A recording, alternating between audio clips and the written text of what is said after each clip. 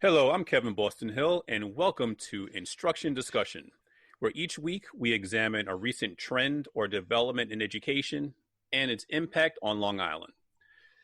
Part of my own career in education was serving as a special education supervisor, and I got to experience firsthand just how awesome our students with special needs truly are. Today, we have with us a kindred spirit of sorts. Our guest today was a special education teacher, an executive director of education, and currently serves on the New York State Education Commissioner's Advisory Panel for Special Education, representing parents of students with disabilities. On top of all that, our guest is also the CEO of STIGMA Consulting Group, LLC, and she will explain to you what that's all about in a few moments. So let's welcome to our class today, Ms. Danielle Williams. Hello, everyone. How are you doing? Great. Thank you again for coming on to Instruction Discussion on WHPC Radio 90.3.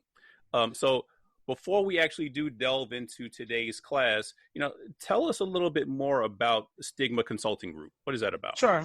So I created STIGMA Consulting Group about 4 years ago. STIGMA represents Student Timely IEP Growth Modification Advocates, which I know is a mouthful, but I am a parent of 2 children with disabilities. My oldest, Alan, is on the autism spectrum. He gets occupational therapy and speech and counseling and PT. And then I have my youngest, Aaron Nicholas, who is in an ICT class, integrated collaborative class with OT and PT. So myself and my husband manage 2 different schools. My oldest is in a state-run school. My youngest is in New York City Department of Education. So with that, my sons have been treated differently because of their learning disability label. Since Alan is on the autism spectrum, he has autism. Since Aaron Nicholas is speech and language impaired, he has speech and language. And it's very interesting to see how those 2 are differently educated as well as identified. So I started STIGMA Consulting Group because 1, I needed to learn how to navigate both systems, the state and the city. 2, I really wanted to help parents like myself who are working full-time and also working with children with disabilities to understand what are the benefits of what services we can provide. But also, I used to be an attorney. So when you have that legal mind, you could read those IEPs because I use my law degree more than I used to use it back then. And so I use that in analyzing IEPs and really just helping parents to do workshops and meet with teams so that it's a team approach to the child's IEP in 504 so that they know exactly what they're doing. So we do workshops, we do real talks on the weekends once a month, and we really just dive into what we need to do for not just children with disabilities, but for all children and parents, especially during this time during the pandemic. What do you think parents should do regarding the IEP? Should they revisit the IEPs and the requirements that are mandated within there in 504s, or should they kind of just ride them out to see what they have currently? Absolutely not. So I always use examples of my life to make sure parents understand what I'm looking for. You absolutely need to revisit in the beginning of the year, but I'm going to give you kind of a step-by-step process of what I've been doing. 1, if you don't have a reading specialist, that you know of a reading specialist that can assess your child right before school starts, the first thing I would do is get a reading specialist. Luckily, I do have one.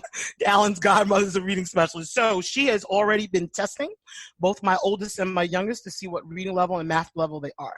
I would get your child tested if once opportunities arise to understand the resources of what level you are on, and don't feel upset about where your child's level is. You did the best that you could where you were. A lot of parents are like, they need to be here. No, you did what you could, but really be honest about the knowledge is power theory.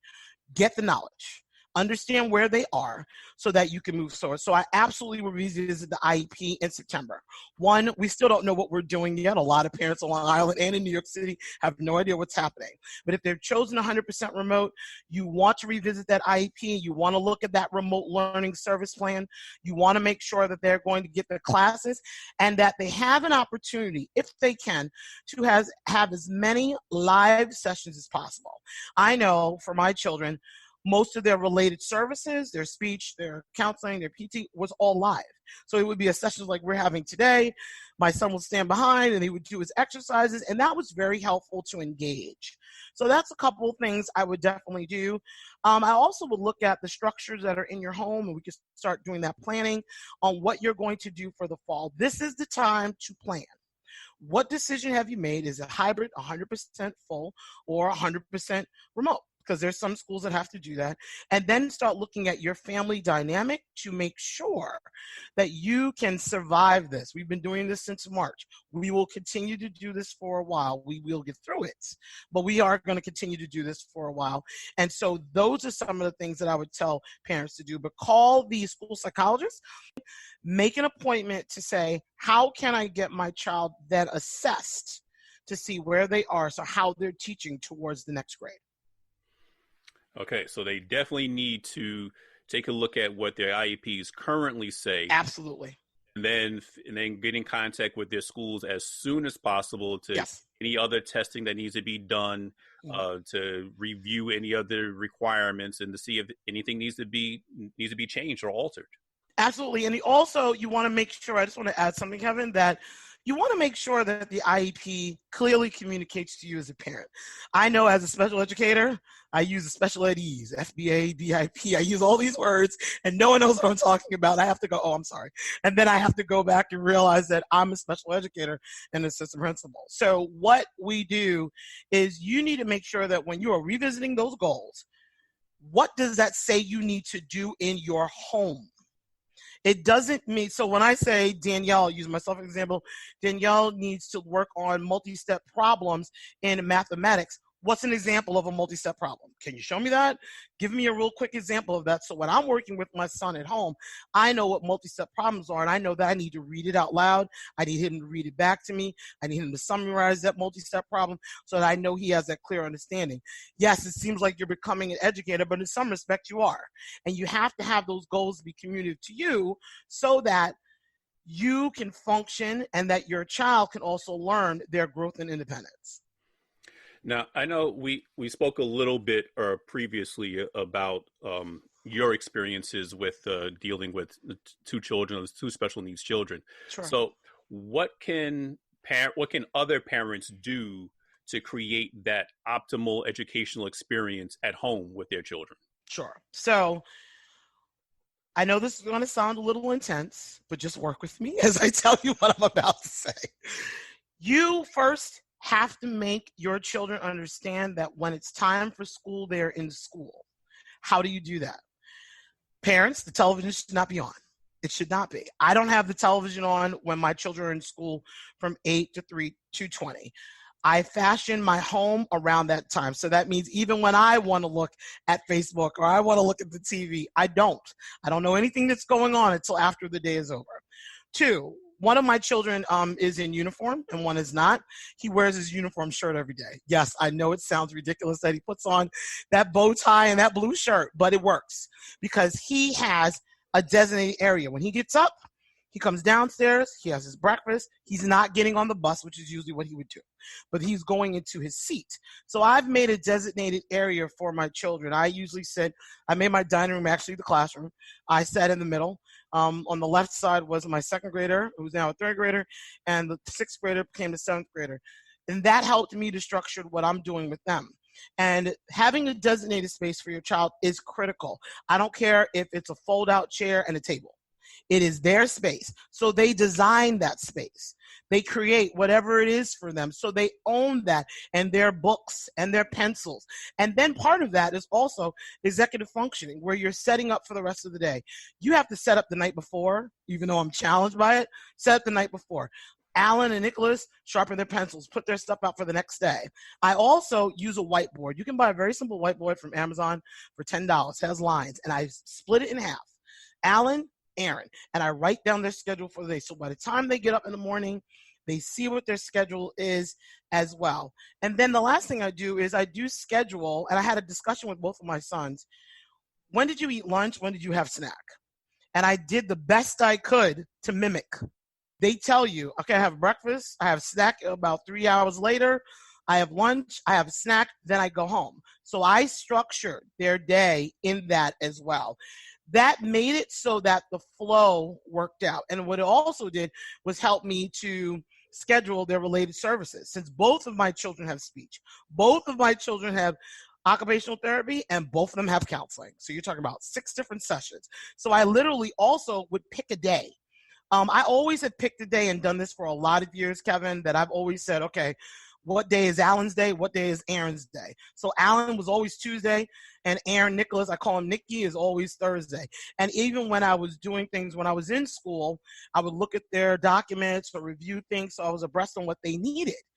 I would suggest the same thing to everyone else. Pick a day where you know all your child services can be like a Tuesday, Thursday schedule, a Monday, Wednesday, Friday schedule, so that one, they're not completely overwhelmed, but they're doing it in structured fashion. And if you complete that structure, you will do well. Last thing, egg timer. Go to the dollar store, get a timer for $1. It's the best thing known to man. And I know that there are parents who say, oh my God, I'm sitting here, I'm trying to do this work. And my son says, Mom, I need help. Nope, there's some rules. Okay, I'm putting the timer on for 30 minutes or 25. It was 20 minutes for the 8-year-old. You heard my directions. I want you to start working this by yourself. You have to work on it for 20 minutes. After that 20 minutes, then raise your hand, give me a thumbs up, and then I'll come to you. That gives you a focused concentration on what you could do at work, but also gives them the time to work on their own. So they're following that structure of transition. Now that the governor has said that we're going back to school, they still have to follow these routines. You're like, that was a lot to take. Yeah, I know. It was very important. Excuse me. Information to get out there to all of our parents. You are listening to Instruction Discussion on the voice of Nassau Community College, 90.3 WHPC. My name is Kevin Boston Hill, and our guest today is Ms. Danielle Williams, CEO of STIGMA Consulting Group, LLC. But what I want to kind of emphasize and go back to a little bit is yes. It's really about the structure, especially. It's about the structure. Not just with our special needs children, of course, more so with them, but with all of our children. Period. Because they're used to a particular structure in school. Yes. And so we need to mimic that at home, or else they will be subject to the distractions at home, the video yes. games, the TV, yes. the radio, and all those other things that they had, the amenities of home. So if we want it to be more school-like environment at home, we have to treat it like school. So I think it was yes. it was funny. You say it was funny about how your son got dressed up in his uniform, but mm-hmm. that's part of the process. That's part of that yes. structure. So when he's in his shirt and bow tie, he's thinking his mindset is school now. Absolutely. Absolutely. And you're changing the mindset. I give a good example for high school students, which can be the most challenging as I work in a high school. High school students, you know, they're on their way out. They're getting ready to go to college. But the one thing that's constant with them is that bell. Now, you went to Francis Lewis High School, and at Francis Lewis High School, you hear that just enough to know to get up to go to class. Right now, our students, especially in high school, don't have it. So you have a child who would get up, eat their breakfast, go to school, and that bell, some students count the bell till their day is over. Some students know that. And right now, they don't have that bell. So when they're looking at that structure, and then you add on the fact that this may be an older sibling who may have to take care of the younger siblings and help them instruct it too, which does happen. Those structures are so easy in place. And what I don't want parents to think is that it's really hard. It isn't.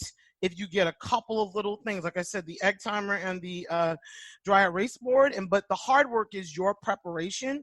What I found during this time of COVID is that there are more and more people, general or special ed, who need their own executive functioning skills, their organizational skills.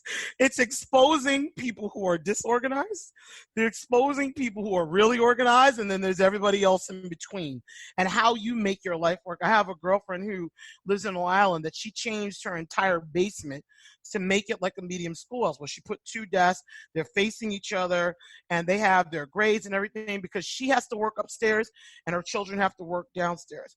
That whatever works for your family is what you need to do, but parents have to remember that you've got to also make the sacrifice. So when I tell you that I don't watch television until that day is over, I may see things on Facebook and I see my dings going off, but because we're in the school building, I know that if I was at school, I wouldn't be looking at my phone anyway. So why not continue that practice? And that also is me modeling for my boys what we need to do. Those are definitely some great tips to share with everybody. So we know that one part of this whole pandemic is how we can continue to educate our children, or at least to address the academic needs of all of our children. Yes. One part that seems to kind of get overlooked, but is probably just as important in this, is the emotional side. Absolutely. Everybody is experiencing a certain level of trauma now because of the separation anxiety from their friends and their teachers that they've been experiencing. So how can or how should parents conduct those SEL check-ins each day to kind of gauge their child's responsiveness to this distance learning? Yes. One of the things that I've learned is the experience of, I've learned more about my children now than anything, and I think everybody has, that my oldest loved remote learning. My second grader wanted to get outside every single day. So what I would do is when they would come down and we would be eating breakfast, I would say, welcome to Williams Academy. I made something up. And I would say, how are you feeling today? And I would do a simple check-in because I have younger children, thumbs up, a middle, and a thumbs down. And I would get that from them.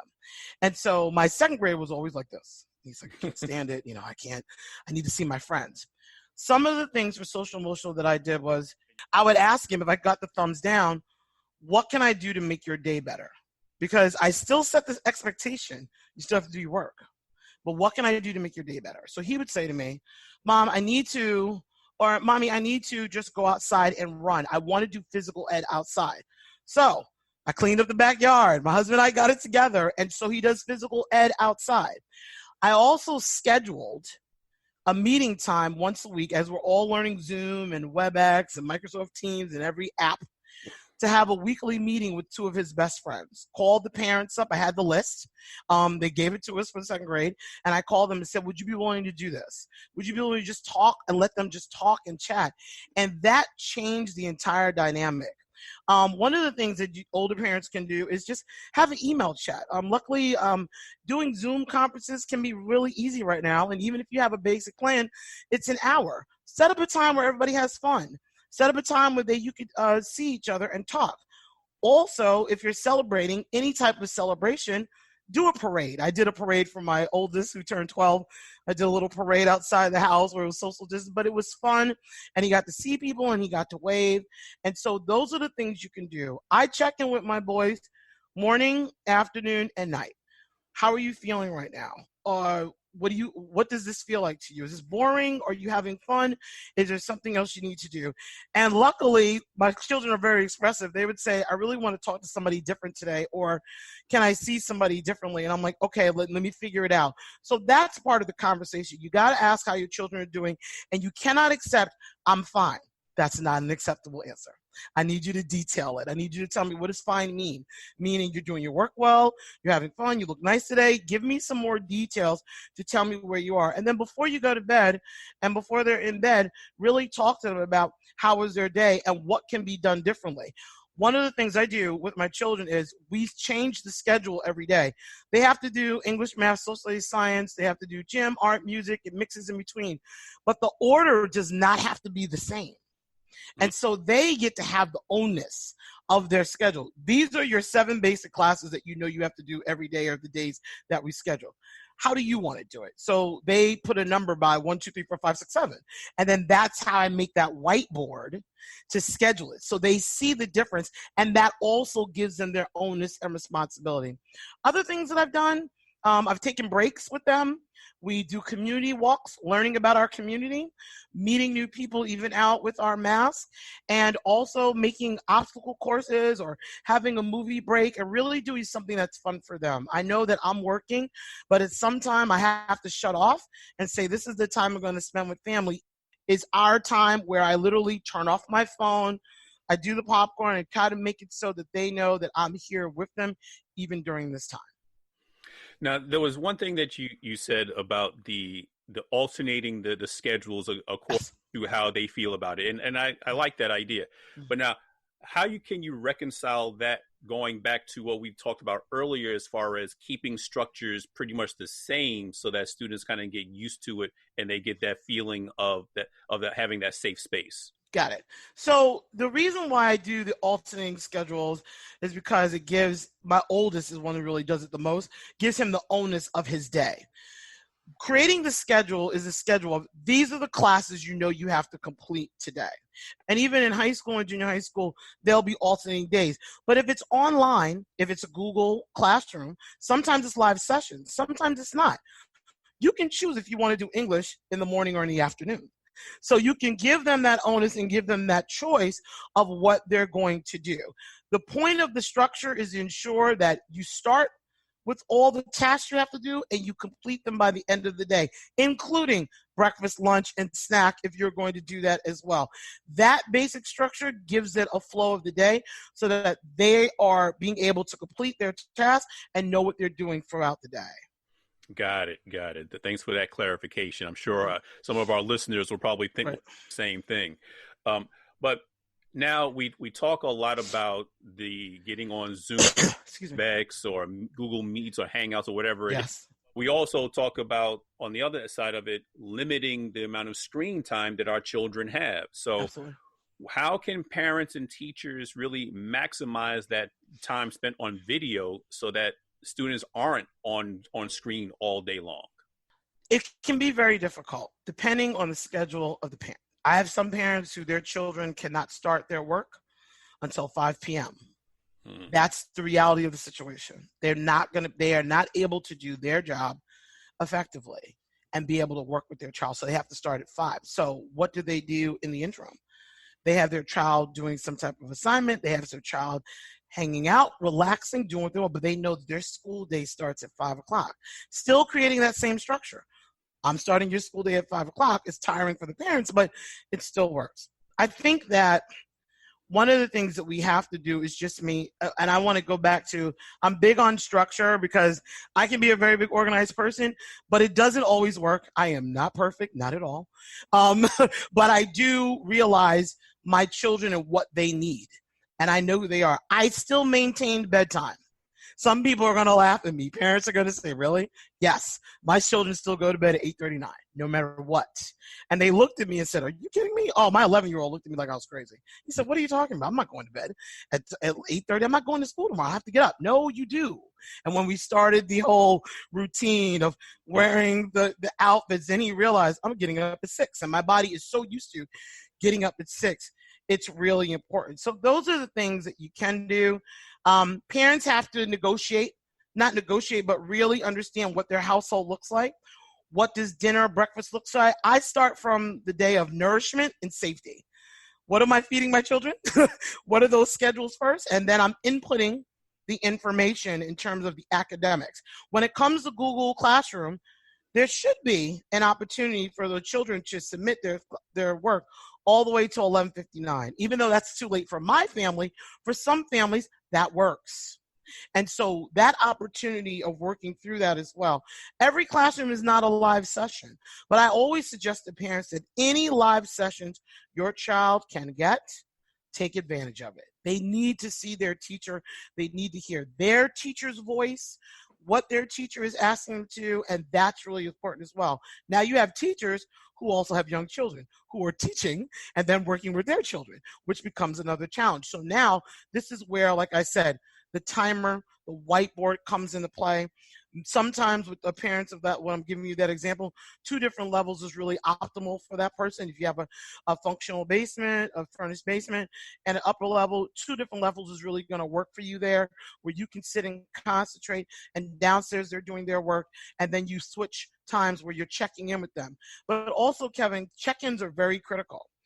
Is everything okay? Do you need assistance? Little keywords like that. Can I help you with something? Tell me what you've done so far. Tell me, I used to hate when my sons come home and say, what did you learn today? Oh, we did math and English. No, that's not what I'm asking. Specifically, what did you do today? And I changed the tonality of my voice and asked for a specific question. So tell me what you did. Oh, we're doing coordinating a plane. Okay, I have no idea what that is, but I'm going to act like I do. And so I need you to explain to me right here, I just looked up something online really quickly. What does that mean, coordinating the plan? Can you explain that? Because that summarization shows me that they're still learning and they're still understanding. So those are things I would tell you to do. Let's shift gears a little bit, going back Sure. to the actual IEP and 504 check-ins. But what can parents do if they feel that their child is not receiving their mandated supports? So I'll do it from both Long Island as well as DOE. For Long Island, you're going to go to, if you're in Nassau, you're going to Nassau BOCES, you're going to your district, you're reaching out to the administrator of special education to discuss these are the supports that were agreed upon for the remote learning service plan. Let me make this very clear. Every child's supposed to have a remote learning service plan at LSSP. They have to have one, Nassau or the New York City Department of Education. And that remote learning service plan is telling you exactly what services they have and what programs that the child is in. As we know, special education is not a place, it's a culmination of services that give the children what they need for the time that they need it. And so that's the first thing you're going to do. If you don't think your child is getting those services, I'm going to be honest with you, coming from an administrative standpoint, working in a school, it's going to take 2 weeks for them, all the service providers to coordinate, to call you. You also have to get another waiver to say we can do it online, or if you're doing blended, they're going to do it in person. So you're adding on another issue.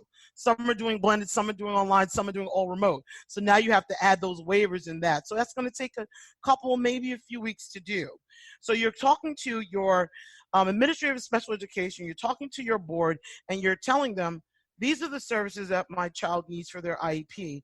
I'm not getting this service. And be very specific. I'm a person and a parent, and I'm an emailer. I put things in writing all the time. And so I send emails to the right people.